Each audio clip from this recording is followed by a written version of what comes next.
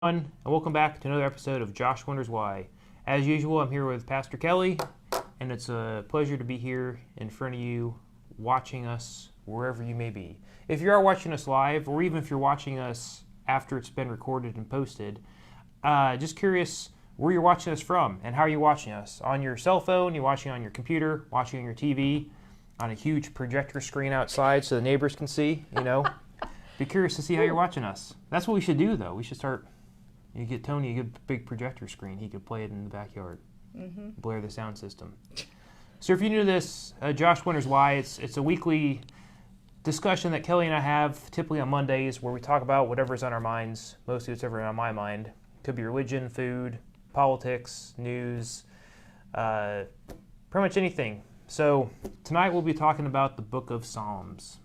And really we're going to be diving into some more obscure verses that maybe you don't think of when you think of Psalms, right? Mm-hmm. So I guess maybe I should start with that. When you think of Psalms, what do you think of? Do you think of like 23rd Psalm? That's like the most famous one. Psalm. Lord is my shepherd.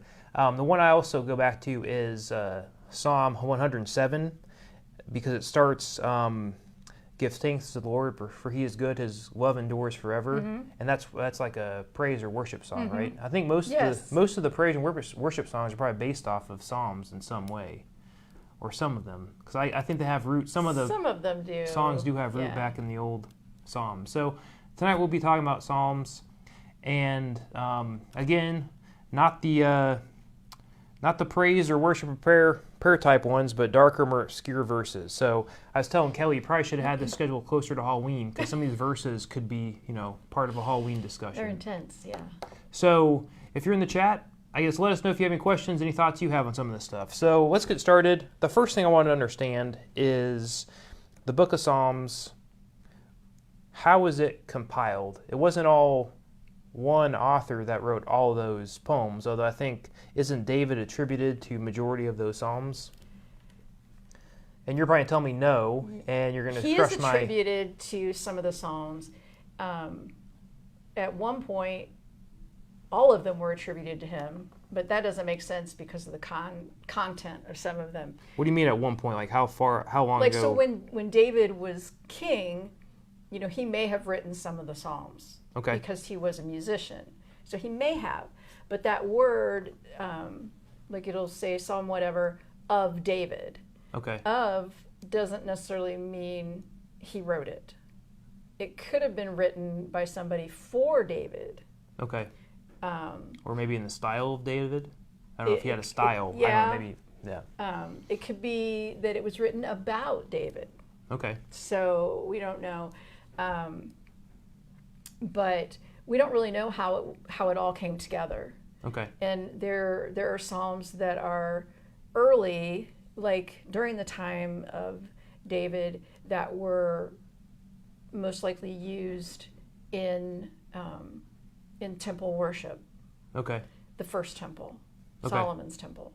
And then there are Psalms that reflect the second temple period after the exile, after they had returned to Jerusalem, after the exile to Babylon and so forth. And so those reflect that period of time.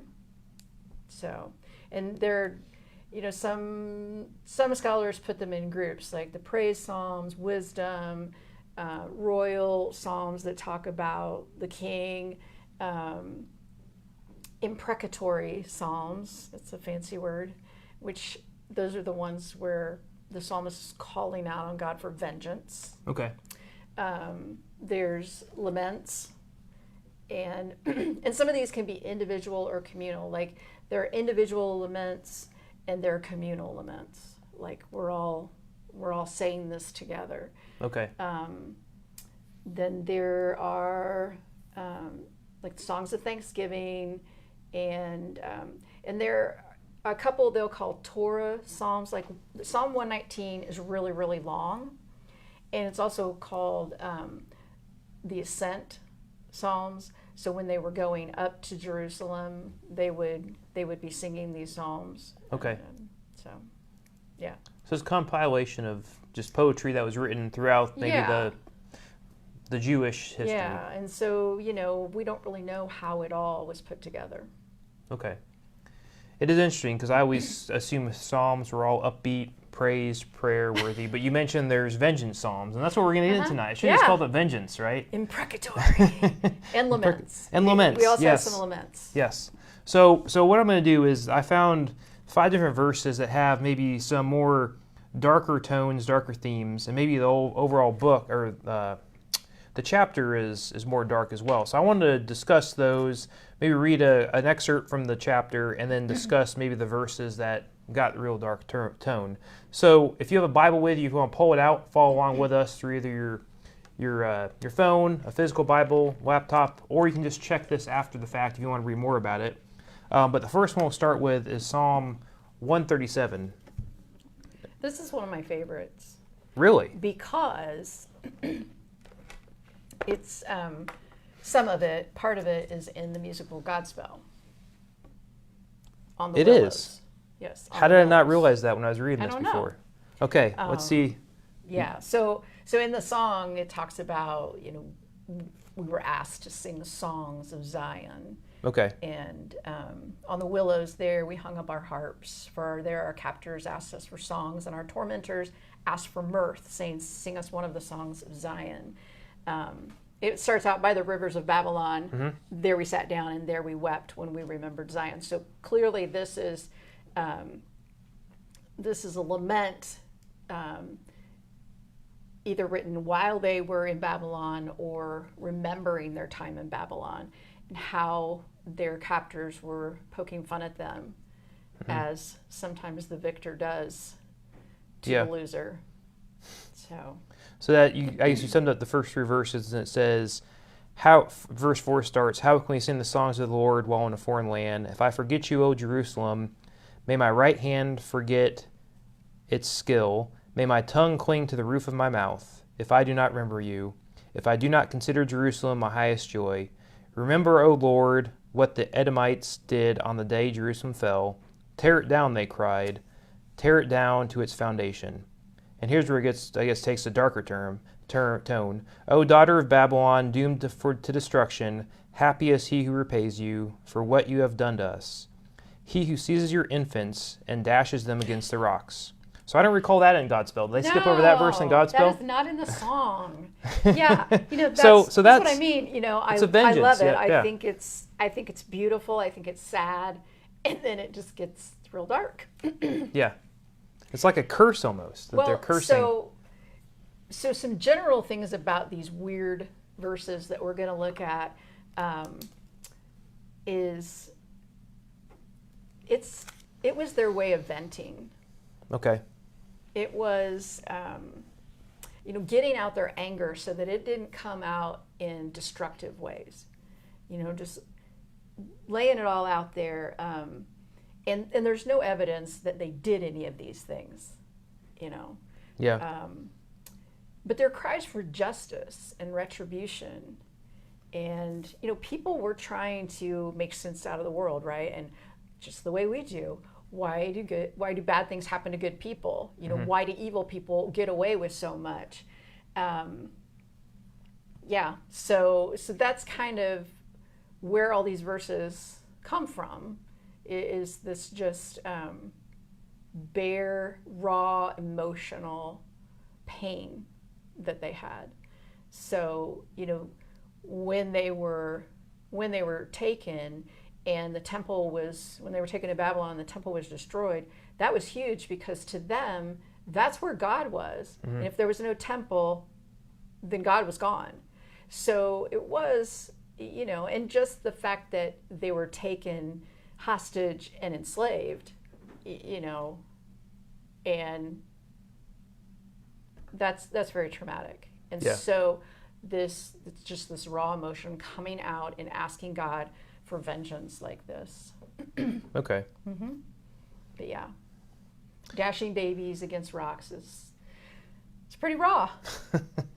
But that was also partly, like, we wouldn't maybe think about something like that, but back then, you killed the babies because you didn't want the babies to grow up and continue, this legacy of, being your enemy and, the descendants of those who enslaved you. Yeah. So I think that's where that comes from.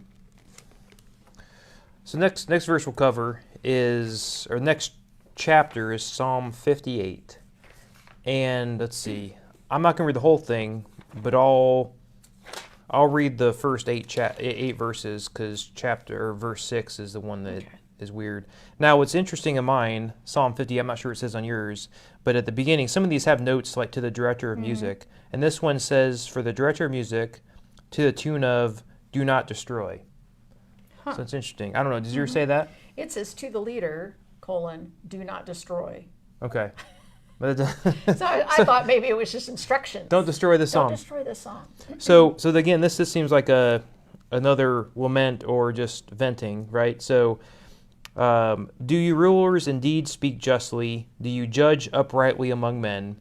No, in your heart you devise injustice, and your hands mete out violence on earth. Even from birth the wicked go astray, from the womb they are wayward and speak lies.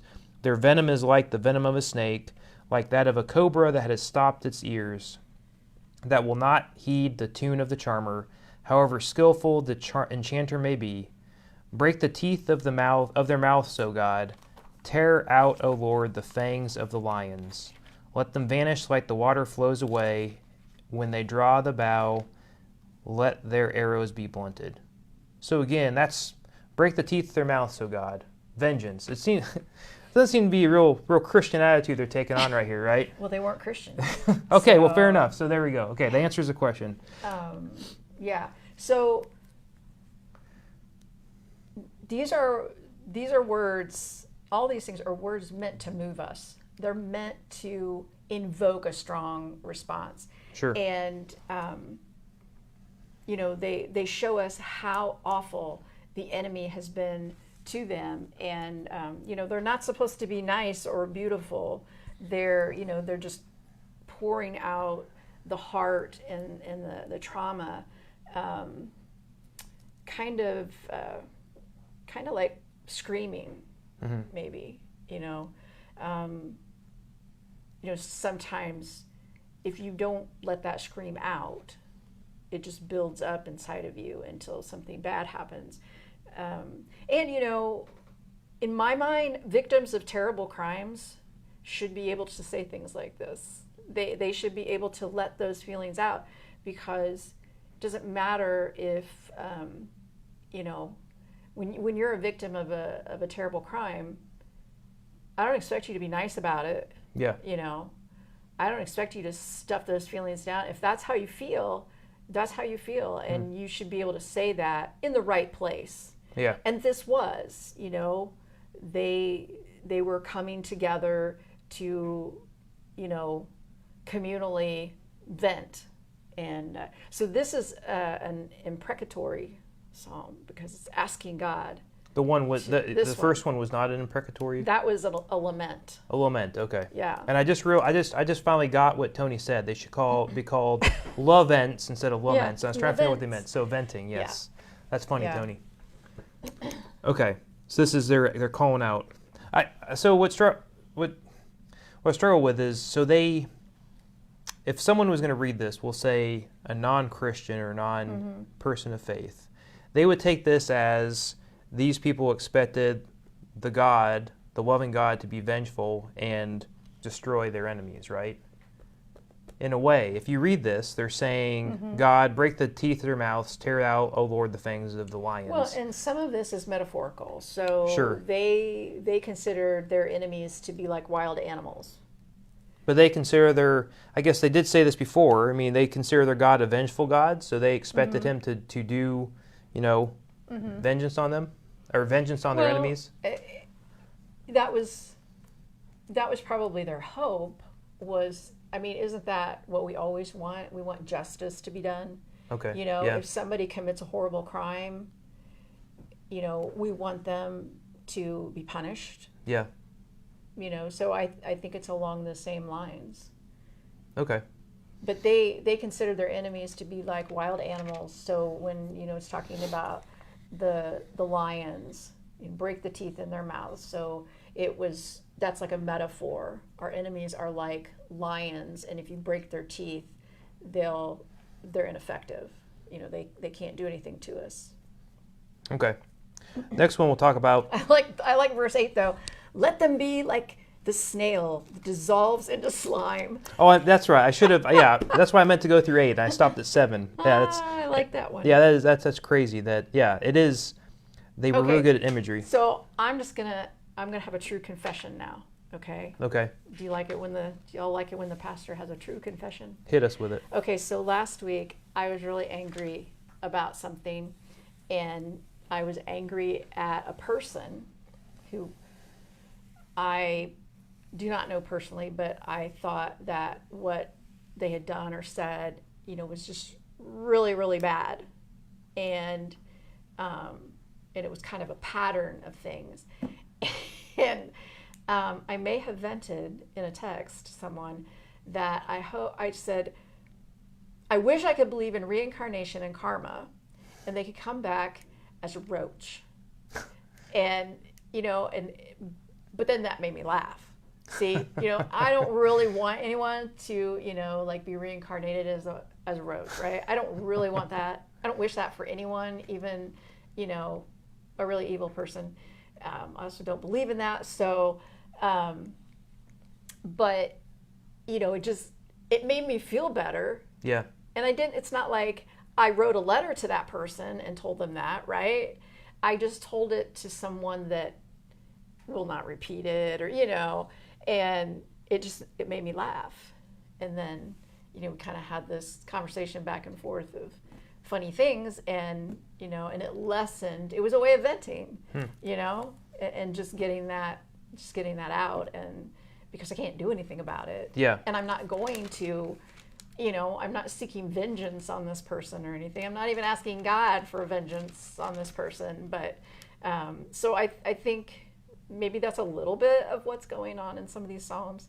And I have really struggled with Psalms. I'm like, I don't want to preach these. I don't want to talk about them. And so I've been doing more study recently on the Psalms, and that's really helpful to me to know that these are strong emotions out of trauma, and and they are saying it. These are people writing these. This isn't "Thus saith the Lord." This isn't God saying this. This is people saying this. But in the end, vengeance is God's. Yeah. And so is compassion. We don't get to decide what God does with vengeance or compassion. Yeah. But there's nothing wrong in being honest with God and saying, this is unjust, and I wish you would make this right. Sure. It may not happen for a long time, but in the end, God will get what God wants. Yeah. One thing that helped me with the Psalms is once you realize the historical context for when these were written, it makes the psalm make a lot more sense and brings more meaning. Yeah. The one that I guess kicked it off for me, when I guess will open my eyes, is the psalm that is attributed to David, that he writes after basically he killed his mistress's husband in battle. He sleeps with Bathsheba. And then who's the prophet that comes and basically lays a smack on him, saying you shouldn't have done that? Who is Nathan? Nathan. And then also after that, he writes a psalm about that, or at least there's a psalm attributed. So you read that and it makes more context. Exactly. And I wonder if there's a Bible out there that you go through 1st, 2nd Kings, 1st, 2nd Chronicles. Can it link events to specific psalms? Well, I wonder if historians have done that. I'll have to look at my chronological Bible. Okay, that's a good point. Chronological Bible may do that. It might do that. Okay. That would be interesting. Because it adds a new layer, because you read this and like Psalm 23, you're like, okay, that's just praise of God. But maybe if it happened at a time in David's life, where he wrote it, maybe it's because he was running away from his best friend's dad, who was king, that was trying to kill him, and he was scared, right? Yeah. So, that I can't think of names. I'm not good with names, but apparently I know the story. Okay. So next one on here, maybe I'll just, the next couple are just, let's see. So Psalm 68 is another one, and I'll just read a couple verses starting in 19 on this one. So it says, "Praise be to the Lord, to God our Savior, who daily bears our burdens. Our God is a God who saves. From the sovereign Lord comes escape from death. Surely God will crush the head of his enemies, the hairy crowns of those who go on in their sins. The Lord says, I will bring them from Bashan, I will bring them from the depths of the sea, that you may plunge your feet in the blood of your foes, while the tongues of your dogs have their share." So it started saying, hey, praise be the Lord. Uh-huh. Then it got worse, and then it got even worser, right? Yeah. Or more worse. So again, Yeah. they're... So now I just discovered that the hairy crown refers to people who would make a vow that they weren't going to cut their hair until they had conquered their foes.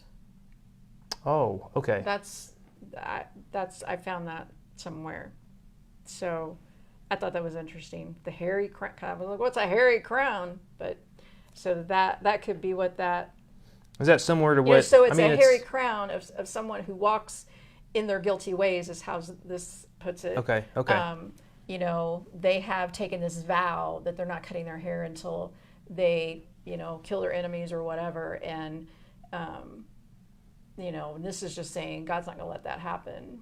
Let's say, surely God will crush the heads of our enemies, right? Mm-hmm. Surely he'll crush them. Because that's what God does. He goes around and crushes people's heads, right? Well, and also, this, might be kind of a throwback to Genesis, where, it says that the man will strike the head of the serpent, Okay. And, so this may be, and then God's going to crush the head of the serpent forever, in the end. So that you may bathe your feet in blood is what mine says. Yeah. So that the tongues of your dogs may have their share from the foe. I sort of like plunge better. Plunge is more, graphic than bathe. Bathe, I don't know. Maybe that's okay. Bathing That's true. in blood, is also really gross. So this may be a historical psalm. There are some in here that are historical. Okay. It goes through. It goes through the Exodus. It goes through the flood, and so it's recalling the history of God's faithfulness, and praising God for being the one who saves, and then it's like, and for those of you who are wicked, here's what's going to happen to you. Because God's not putting up with it. And that just, there's also that your feet may wade in the blood of your foes. Yeah, Okay. That's another good one. And, that's just like a metaphor or a rhetorical thing. You're going to have so much victory and so many wicked people are going to die that, there's just going to be all this blood. Mm-hmm. And dogs were considered unclean animals. So this is like the ultimate. If a dog is licking up your blood, that's just like the ultimate, what's the word I'm looking for? Kind of in your face. But I don't know. Yeah, that's what I can think of. It's Yeah. like the worst thing that could happen to you. So it's just. Well, it's funny. It says, Psalm 68, for the director of music of David, a psalm, a song. So they would have sang this at some sort of worship, right? Yeah. And they would sing Yeah. about dogs lapping up blood Uh-huh. of their enemies, right? Yeah, those were the days. Why don't we sing those in church Yeah, nowadays? well, They're all praise and Tony worship makes songs. a really good point. Bathing in blood isn't any worse than being washed in the blood. That's a fair point. It is. Yeah. And we accept one but not the other, right? But I think they're the two extremes. Yeah. That's a good point. You're wading in the blood of your enemies versus being cleansed by the blood of the one who died in our place, Yeah. so to speak. So. What do you think if someone came to a worship service and we're Yes, singing a song exactly. about, crushing the heads and skulls of our enemies, right? Well, But it's just as bad if they come to church and you're, talking about being washed in the blood. And Yeah. there's a fountain filled with blood. That's a hymn. Yeah. I don't tend to use those hymns myself, because I'm just thinking, if I were new to church and I came in and you were singing that song, I'd be like, peace out. I'm not staying. Y'all a bunch of cannibals or something. That's just gross. But that's, this was a different time.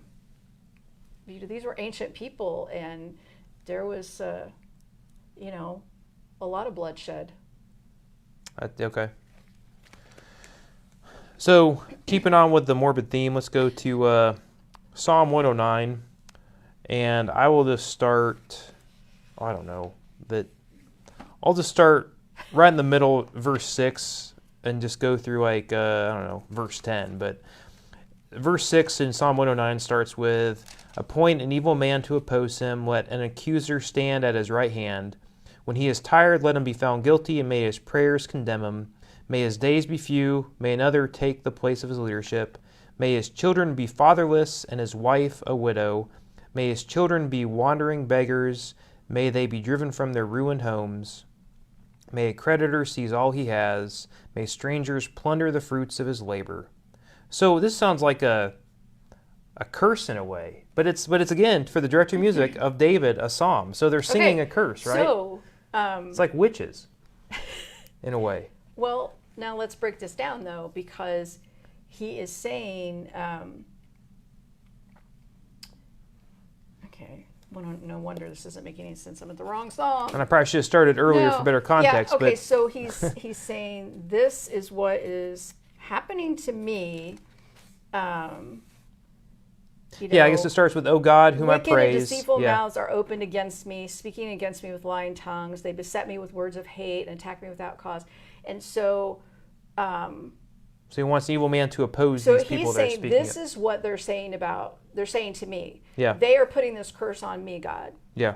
So why don't you just turn that around on them? Okay. So that's kind of what this is. He says, they're saying all these things about me. So why don't you just put that back on them? So like in verse 19, that ends the quote. From verse 6 to 19, that's a quote of what he's saying. My accusers are saying this and saying that this ought to happen to me. So then in verse 20, he says, may that be the reward of my accusers. Okay, so I completely took this out of context, but it's still, it is still morbid, So they're saying that to this, they're saying that to the author of this psalm. Yeah. That's what he's hearing. Right. Okay. Yeah. Do you know who, I guess you don't know historically where this, I assume the people that were given this were Babylonians. Hopefully there weren't other Jewish people. If it's David, then it would have been long before the exile. Okay. So... because it says of David, but the question is, was it really written? Well, yeah, we don't know. Yeah. But this is, it could be just about anybody who has, and if you, in this day and age, have been wrongfully accused, and lies told about you, you know how awful and how frustrating that is. And, this, I think, would resonate with people who've had that happen to them. He's asking God to vindicate him. He's asking God to defend him. Don't be quiet, God. This is what they're saying. Do something about it. Okay. Yeah. The last one I want to talk about, and it seems like every single verse has the same theme. I don't know why we need to go on. I think we have it there covered. But the last one, since we have it, just to round it out, Psalm 69, and I'll start in verse 16. So it starts, "Answer me, O Lord, out of the goodness of your love. In your great mercy turn to me. Do not hide your face from your servant. Answer me quickly, for I am in trouble. Come near and rescue me. Redeem me because of my foes. You know how I am scorned, disgraced, and shamed. All my enemies are before you. Scorn has broken my heart and has left me helpless. I looked for sympathy, but there was none. For comforters I found none. They put gall in my food and gave me vinegar for my thirst. May the table set before them become a snare, may become retribution and a trap. May their eyes be darkened so they cannot see, and their backs be bent forever. Pour out your wrath on them, let your fierce anger overtake them. May their place be deserted, let there be no one to dwell in their tents. So, again, the common theme for all this stuff is these people are treating me horribly. Mm-hmm. God, turn around and treat them the same way they're treating me.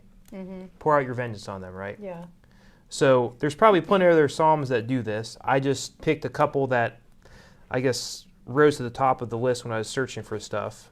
But again, it's just, I always maybe previously thought psalms are all, lovey-dovey, prayer, Mm-hmm. worshipy. And I thought, the more negative, that was for Lamentations. Because in the title, Lamentations, right? This is Psalms. And I always thought Psalms is attributed to praise and worship, think right? about, songs in general or hymns, they're not all happy. That's fair. But they're not all about God raising his vengeance on enemies, right? Maybe there are. And I just haven't read those psalms or sung those psalms. Yeah. That's why they revise hymnals every so often. Make sure they don't have any that are really offensive, I guess. Yeah. So Well, it's interesting. on Thursday on Digging Deep, I'm going to talk about Psalm 139. Really? Yeah. Okay. And you probably are familiar with that one. It's the part where you've searched me and known me, and you formed me in my mother's womb, and it's a somewhat familiar psalm. Not as familiar as 23rd, but Okay. But yeah, so we'll be digging into that, and there's some dark stuff in there too. Oh, we're digging that. Mm-hmm. Okay. We can look forward to that on Thursday. There'll be a continuation of Psalms. Mm-hmm.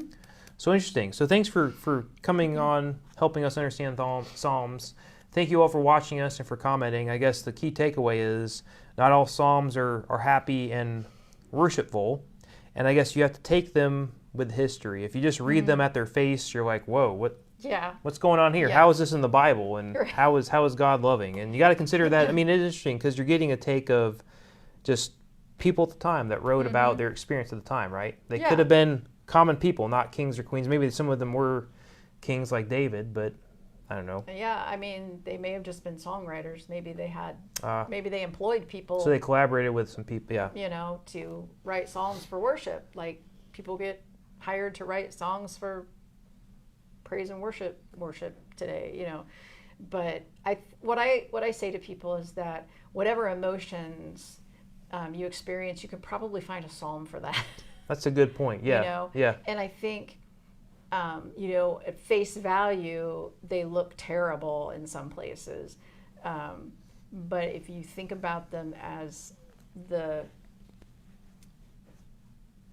cries of people who have been traumatized and hurt, not just like they got their feelings hurt, but, falsely accused and, brought up on false charges, people who've been enslaved and, people who've lost everything, those are the emotions that we're reading. And when you think about that, it helps you to put them into context and put them in perspective. And it also helps us to understand people who have gone through things that we can't imagine, And so, especially for those of us who come from a place of privilege, we need to expose ourselves to things like this that, people who have not been privileged, the things that they go through, we need to, try to understand that. We won't ever understand it in the way they do because we haven't walked in that. But it gives us an insight, and that can lead to some empathy. Which, if you watched us 2 weeks ago, you'll know that empathy is a sin, according to some people. Yeah, Christians shouldn't be empathetic. Christians shouldn't be empathetic. So if you missed that one, you can go back a couple weeks and see where we talk about that, because obviously Christians should show empathy and compassion. There you go. I'll end with one other interesting. It's sort of obscure. So, I remember I was watching some documentary growing up in the '90s, and there is a. In the 90s? Well, no, I'll say so. So there was a theory. I was watching some documentary somewhere, and some person was theorizing that the Book of Psalms suggests that the end of the world will happen in 2050 because there's 150 Psalms. And if you start on 1900, This is math. well, no, if you start in 1901 or whatever the first Psalm is, or Psalm 1, if you start in 1901, if you read through it, it predicts stuff that happens that year. You can see stuff. And I know they said, like, whenever, I can't remember what year it was, I'm trying to find it, but was it 92 or 91 where the Mississippi River flooded? So in one of those Psalms, they said, hey, look, it talks about a flood. That could be referring to the Mississippi River flooding, right? So their theory was, if you look at this, you can draw direct from what's happening in those, and the last chapter is 150, so the world must end in 2050, right? I know. I was putting it there because I find that interesting. I need to Google that to see if people still trying to do math in the Bible. You know, this whole numerology stuff is just. I'm just trying to make the genealogy make sense and add up the years. It doesn't make sense to me when I look at all the names and say, okay, if they live for this many years, how does it equal so many? Yeah. So anyway, that's your obscure random thought for the day. So I don't think I've ever heard that, so that's interesting. It stuck with me because I was interested. Because at the time, because it's math. Well, at the time I was like, me being a teenager was like, that must be true. That's awesome. And I told my grandfather, who's a preacher, he's like, no, that's total horse. No, that's not true at all. But so it just stuck with me because I found it interesting. I was like, people will come up with anything to try to use the Bible to predict something that's going to happen, right? Yeah. If you dig into it most, I'm sure. Honestly, that's why they call it Living Bible. You could probably look at any psalm, and you could find something that relates to your life right now. Oh, this must be this year because they're talking about what's happening to me right now in this year, right? So. Yeah. Anyway. The thing is, if you find something in a psalm and you're like, oh, that's describing me, which I certainly have. Yeah. You're not the only one who's ever felt that way. Clearly, some ancient person felt the same way that you do, and so you know that you are not alone in that feeling. Yeah. So, yeah, as someone would say to me, you're not special. Everybody feels like that. Well, on that note, I think we'll end there. So thanks Tony again for watching us. How many times has the world ended? We did a Josh Wonders Why in that last year within the eclipse, right? Yeah.